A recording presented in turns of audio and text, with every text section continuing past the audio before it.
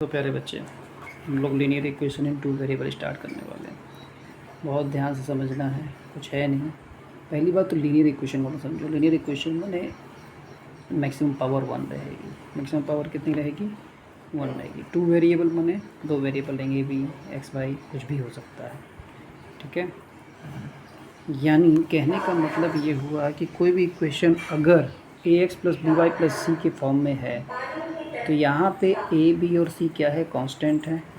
X और Y दो variable हैं, दो वेरिएबल, दोनों पे मैक्सिमम पावर 1 है। तो ये क्या है? ये लीनियर इक्वेशन के फॉर्म में है। यानी मेन चीज़ तुम्हें यहाँ पे याद क्या रखना है? A x plus b y plus c equal to 0 के फॉर्म में होना चाहिए। यानी सबको इधर करके 0 कर, जैसे ये है मान लो 3x minus 4y plus 2 equal to 0, एक linear equation in two variable. 2x plus 5y equal to 9, ये भी लीनियर इक्वेशन है। मेन x और y का तुम्हें पावर देखना है। 0.4x plus 0.3y equal to 2.7, x और वाई। बाकी नंबर से मुझे कोई मतलब नहीं है। अब जैसे √2x √3y, इससे देख के बच्चे कन्फ्यूज जाते हैं। बहुत ध्यान से देखो तो x और y बाहर है, अंडर रूट में तो वो है ना, √2 और √3 है। तो ये क्या है? लीनियर इक्वेशन, ठीक। अब देखो कह रहा है कि solution of a linear equation. Solution का मतलब होता है कि एक्स और वाई की जगह कुछ भी वैल्यू रखने पे अगर राइट साइड को सेटिस्फाई कर रहा है तो उसका सॉल्यूशन है। जैसे मान लीजिए यहाँ पे एक्स और वाई का कुछ वैल्यू रखिए, टोटल सॉल्व करने पे 0 आया, यानी वो उसका सॉल्यूशन है। यहाँ एक्स और वाई का कुछ भी वैल्यू रखिए, राइट साइड की वैल्यू 9 आ गई, यानी वो उसका क्या है? सॉल्यूशन है। मतलब कि राइट साइड को सेटिस्फाई करना चाहिए। जैसे मान लो कह रहा है एक्स की वैल्यू अल्फ़ा है, वाई की वैल्यू क्या है? बीटा है। कुछ भी वैल्यू है, अल्फ़ा बीटा गामा कुछ भी, ए बी 1 2 3 4 कुछ भी है, और a x plus b y plus c equal to 0 है if a alpha plus b beta plus c equal to 0। इसका मतलब क्या हुआ? एक्स की जगह अल्फ़ा, एक्स की जगह अल्फ़ा रख दिया, वाई की जगह बीटा, वाई की जगह बीटा है। वही चीज़ यहाँ पे किया हुआ है। अब जैसे ये क्वेश्चन है करा, so that x equal to 3 and y equal to 2 is a solution of 5x minus 3y equal to 9। बस एक्स की जगह 3 रखना है और वाई की जगह क्या रखना है? तुम्हें 2 रखना है। देखो एक्स की जगह 3 रखोगे तो 5 3 = 15, वाई की जगह 2 रखोगे तो 3 2 = 6, 15 माइनस 6 करोगे कितना आएगा? 9 आ जाएगा। यानी ये उसका सॉल्यूशन है, ठीक। ये सभी चीज़ मैं करके नहीं बता रहा हूँ। अब जैसे ये है, consider the system of linear equation. जैसे हमारे पास है x plus y equal to 10, x minus y equal to 10 2 का। अब हम लोगों ने इसको सॉल्व करने का तरीका होता है जिसको लोग आगे पढ़ेंगे। एक सब्स्टिट्यूशन मेथड होता है, एलिमिनेशन मेथड होता है, क्रॉस मल्टीप्लिकेशन मेथड होता है। क्रॉस मल्टीप्लिकेशन मेथड तो हटा दिया गया है, मेनली दो मेथड पे फोकस करना है। मान एक्स की value x plus y equal to 10, x minus y equal to 2। अब देखिए लॉजिकली अगर सोचना तो एक्स और वाई की जब कुछ ऐसी वैल्यू सोचो, डायरेक्टली सोचो जिसको 10 है, जनरली 6 और 4 सोचो, 6 प्लस 4 10 है, 6 माइनस 4 2 आ गया। ऐसे भी अगर डायरेक्टली दिख रहा है तो भी आंसर लिखा जा सकता है। यहाँ का समझ में आ गई बात? चलो अब आगे देखो। अब जैसे ये क्वेश्चन है, बहुत ध्यान देना, मैं एक एक चीज़ एक्सप्लेन करूँगा। मतलब यहाँ देख बच्चा, कर x equal to 5 y equal to 2 is a solution of the system of the equation. बस कुछ नहीं करना है बच्चा, एक्स की जगह क्या करना है? 5 रखना है, वाई की जगह क्या रखना है?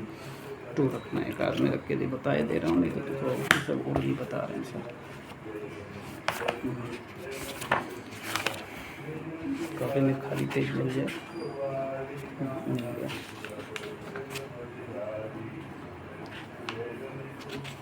जैसे एग्जाम में मान लीजिए छोटे छोटे क्वेश्चन आते भी हैं तो कुछ करना नहीं है बच्चों।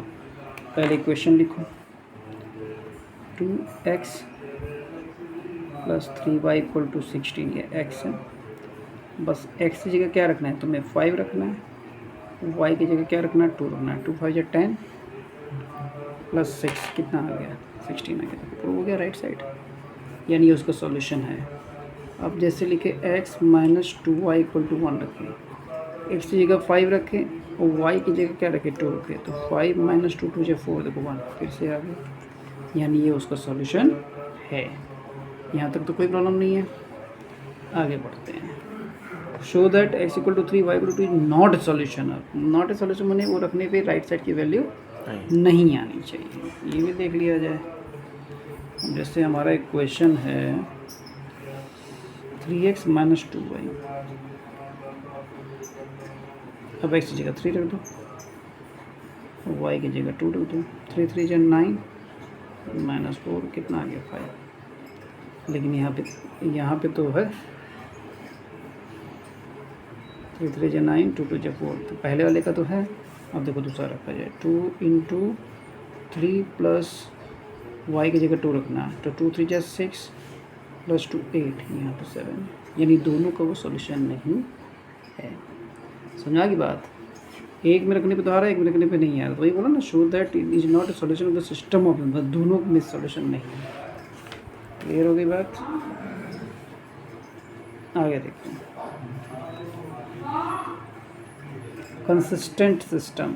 A system of two linear equation in two unknown is said to be consistent if it is at least one solution. Consistent का मतलब ये होता है वन सॉल्यूशन, और आगे हम लोग पढ़ेंगे कि वन सॉल्यूशन की कंडीशन होती है a1/a2 is not equal to b1/b2।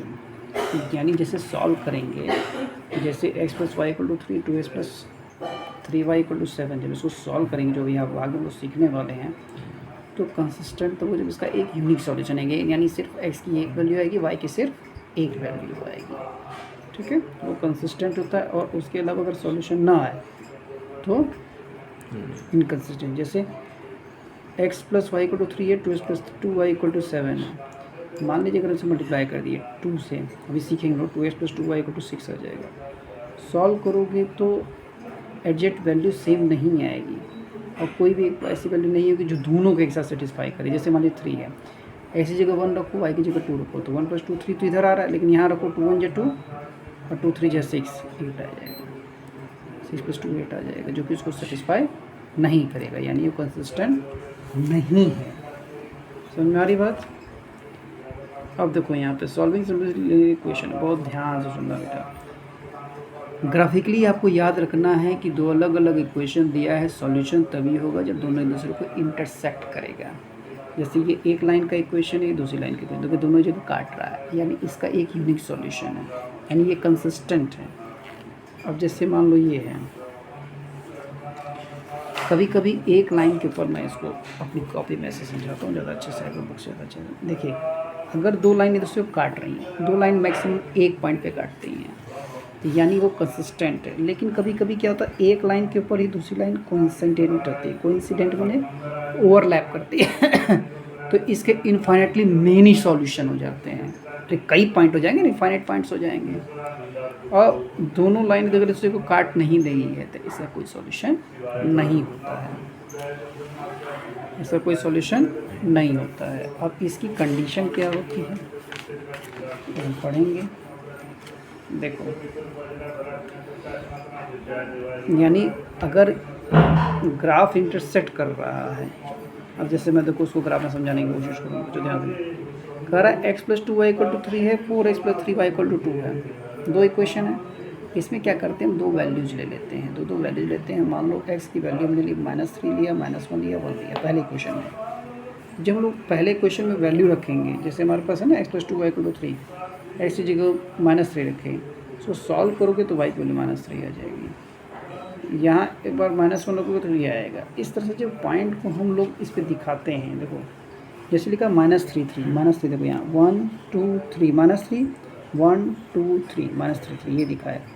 फिर इसकी प्लॉटिंग की -1 2, -1 1 2, फिर ये कि 1 1 पे 1 1 पे, फिर इस लाइन को मिला के स्ट्रेट की, इस लाइन को मिला के स्ट्रेट खींच ली। इसी तरह दूसरा इक्वेशन जब किए 4x + 3 वैसे वैल्यू कुछ ले लिए और रख करके जब इसको सेटिस्फाई, दोनों काटे, जहाँ काटा दोनों तो उसका क्या हो गया, सॉल्यूशन हो गया बच्चों। ठीक, इसको और अभी हम इसको एलाबोरेट करेंगे अगले वीडियो में। Thank you.